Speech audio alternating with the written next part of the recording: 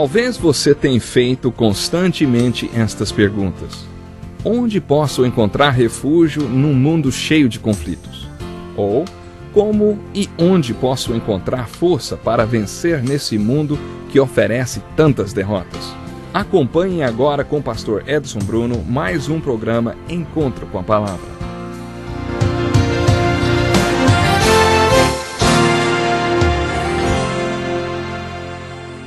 Seja muito bem-vindo, nós estamos estudando a carta de Paulo aos Romanos. É uma alegria ter você conosco para mais um programa Encontro com a Palavra. Acomode-se e vamos em frente com o nosso estudo. Terminamos o último programa falando dos pecados descritos no capítulo 1 de Romanos. Sem qualquer contrição da parte de Deus, o homem ficou livre para praticar todos aqueles pecados. Você precisa dessa perspectiva para entender o que Paulo estava dizendo. Ao ler a carta aos Romanos, devemos fazer a seguinte pergunta: por que Deus deixou esta palavra registrada na Bíblia? Acredito que existam algumas respostas, e a primeira delas é: Deus quer que entendamos como são as coisas, e por isso explicou como elas foram, e Ele mostra como as coisas devem ser. Esta é uma das razões. Outra razão por que Deus fala sobre este assunto é que, antes de apresentar a solução, Ele quer que entendamos o problema. É por isso que estou apresentando este estudo nesta ordem também. O livro de Romanos tem tudo a ver com o Evangelho. Só na saudação introdutória da carta, Paulo se referiu ao Evangelho de Deus, o Evangelho do seu Filho, 5 vezes. Ele escreveu: não me envergonhe do Evangelho, porque é o poder de Deus para a salvação de todo aquele que crê, porque no Evangelho é revelada a justiça de Deus. Como você vê, Paulo estava se preparando para apresentar sua obra-prima teológica a respeito do Evangelho. A palavra Evangelho pode ser traduzida por boas novas.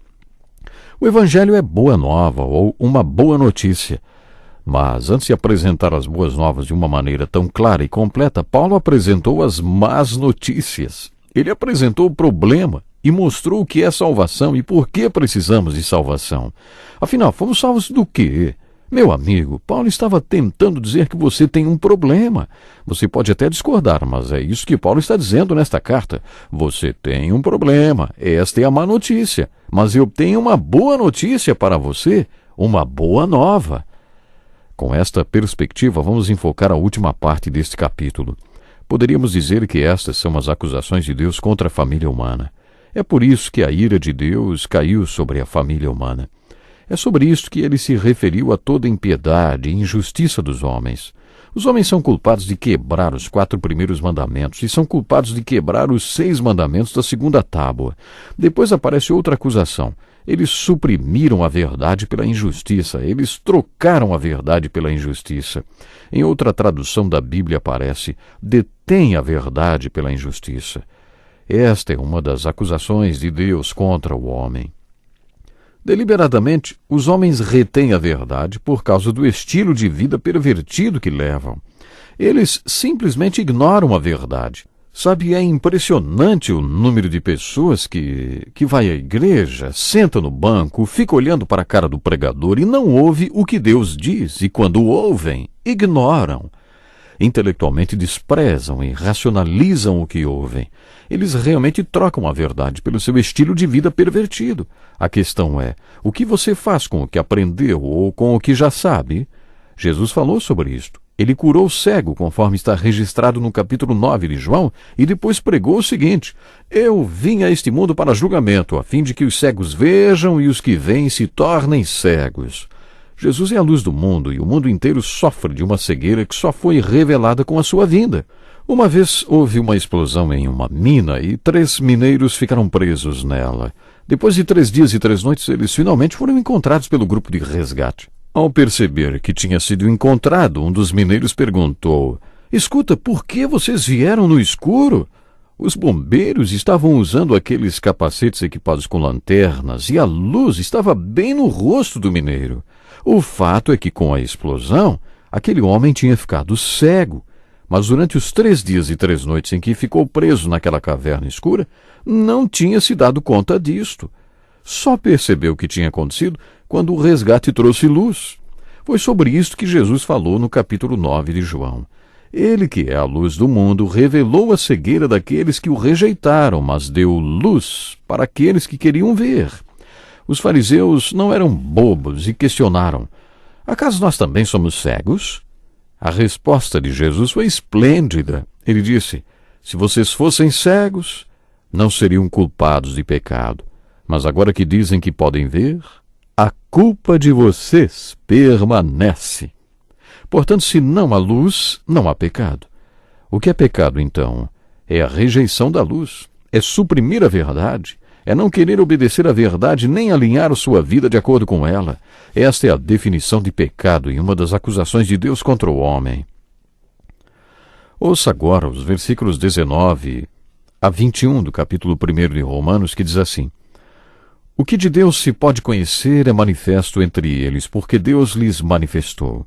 Pois desde a criação do mundo, os atributos invisíveis de Deus, seu eterno poder e sua natureza divina, têm sido vistos claramente, sendo compreendidos por meio das coisas criadas, de forma que tais homens são indesculpáveis, porque, tendo conhecido a Deus, não o glorificaram como Deus, nem lhe renderam graças. Mas os seus pensamentos tornaram-se fúteis e o coração insensato deles obscureceu-se.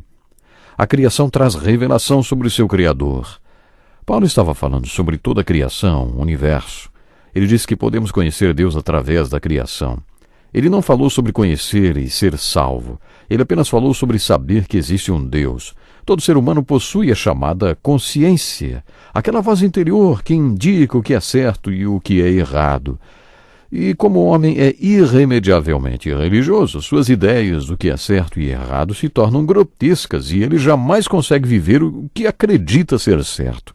Jamais. Por isso Paulo diz que há duas maneiras pelas quais podemos conhecer Deus. Paulo falou de maneira implícita que se o homem viver pela luz, Deus lhe dará mais luz. Quer dizer, sem depender da criação, a sua consciência revelaria Deus. Mas quando conhecem Deus, os homens fazem duas coisas erradas. Tendo conhecido a Deus, não o glorificaram como Deus, nem lhe renderam graças, mas os seus pensamentos tornaram-se fúteis e o coração insensato deles obscureceu-se. Dizendo-se sábios, tornaram-se loucos. Muitas pessoas hoje sobem nos púlpitos das igrejas sem acreditar que a Bíblia é a palavra de Deus. Eu já conheci professores de religião e ministros ateus. O que uma pessoa que não crê em Deus nem que a Bíblia é a palavra de Deus tem para dizer em uma igreja todo domingo? Alguma coisa ele tem que dizer. Acho que essas pessoas se empolgam intelectualmente e se declaram sábios. Mas ao subirem no púlpito e se professarem sábios e falarem dos seus pensamentos, eles tornam-se loucos. Acho que só mesmo um louco subiria em um púlpito todo domingo sem acreditar em Deus. É impressionante o que as pessoas fazem. Paulo se referiu a esse tipo de pessoa no plural, loucos. E uma das coisas que os loucos fazem é a idolatria. Trocaram a glória de Deus, do Deus imortal, por imagens feitas segundo a semelhança do homem mortal, bem como de pássaros, quadrúpedes e répteis. Deus é espírito, e ele não quer ser representado por algo tangível. Esse é o segundo mandamento que eles transgrediram, e por isso Paulo os chamou de loucos. No versículo 24, Deus os entregou às impurezas sexuais. Paulo não quis dizer que Deus tivesse desistido deles, mas que Deus os entregou aquilo que eles queriam. Isso é uma coisa a respeito de Deus que eu não entendo, sabe? Eu não teria feito desse jeito, mas Deus não me consultou quando escolheu fazer dessa forma. É assim que Deus trabalha. Ele cria o homem, uma criatura com capacidade para fazer escolhas, e diz: toma, faça do seu jeito. Você viverá as consequências das suas escolhas. A vida é sua. Eu não vou violar a sua liberdade de escolha. Quando os homens rejeitam Deus e o seu modelo, Deus os entrega aquilo que eles querem. É assim que Deus faz. Quando o povo de Deus estava andando no deserto e Deus os alimentava de maneira sobrenatural com o maná e a água que saía da rocha, eles quiseram carne. Deus não queria que eles comessem carne. Hoje, com o conhecimento sobre nutrição que temos, dá até para entender, não é? Por que Deus falou carne, não. Mas eles queriam carne e continuaram reclamando, até que Deus disse: está bem, vocês querem carne? então terão carne até se entupirem com ela. Este episódio é uma metáfora para nós e mostra como Deus lida conosco. Você quer? Então toma. Você vai ter tanto até que talvez não queira mais. Talvez essa seja a estratégia de Deus. É isso que quer dizer a expressão Deus os entregou. No versículo 24, encontramos uma das 25 coisas resultantes desta entrega de Deus. Diz assim: Deus os entregou à impureza sexual, segundo os desejos pecaminosos do seu coração. Esta palavra impureza quer dizer lascívia, luxúria e pecado. Esta impureza se refere às más notícias e significa libertinagem moral. Deus entrega estas pessoas a isto, se isto for o que elas querem. Veja bem, este texto não se refere apenas ao que Deus fez, mas ao que Deus ainda faz. É isto que você quer? Olha, hein, você vai ter, mesmo que depois coma do banquete de consequências. Daí chegamos no seguinte ponto. Eles trocaram a verdade de Deus pela mentira e adoraram e serviram a criatura no lugar do Criador. Por isso Deus os entregou. Esta é a segunda vez que Paulo diz isso. Desta vez ele disse: Deus os entregou às paixões vergonhosas. Aquelas paixões de antes agora levaram ao lesbianismo e ao homossexualismo. Observe o que Paulo disse a este respeito. Suas mulheres trocaram suas relações sexuais por outras, contrárias à natureza. Da mesma forma, os homens também abandonaram as relações sexuais com as mulheres e se inflamaram de paixão uns pelos outros.